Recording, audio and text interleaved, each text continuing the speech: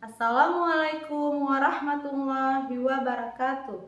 Pada kesempatan kali ini, kita akan belajar tentang pengurangan bilangan pecahan, khususnya pengurangan bilangan asli dengan pecahan campuran.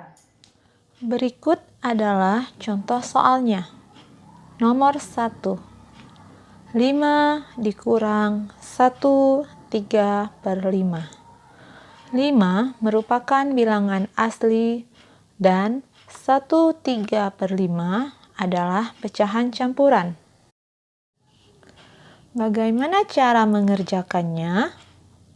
Pertama, kita ubah terlebih dahulu angka 5 ini menjadi pecahan campuran dengan cara mengubahnya menjadi penjumlahan dengan angka 1. 5 sama dengan berapa ditambah 1? Ya, 4. 5 sama dengan 4 ditambah 1. Mengapa harus penjumlahan dengan angka 1?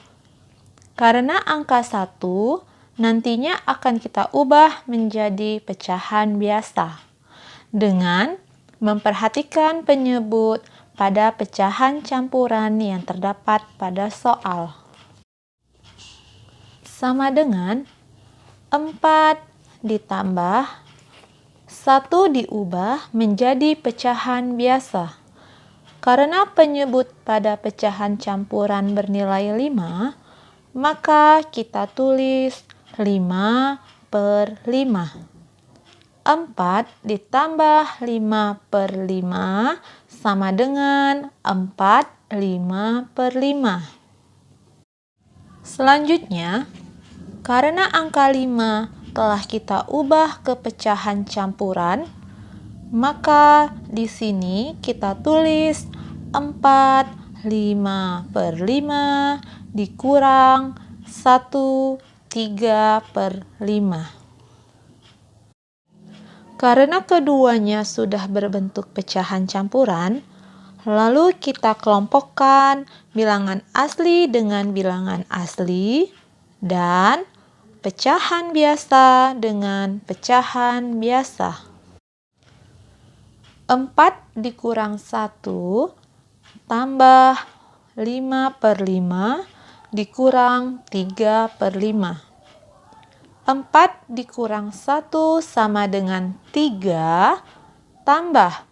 Karena kedua pecahan sudah berpenyebut sama, yaitu 5, maka kita kurangkan pembilangnya saja. 5 kurang 3 sama dengan 2. Jadi 2/5.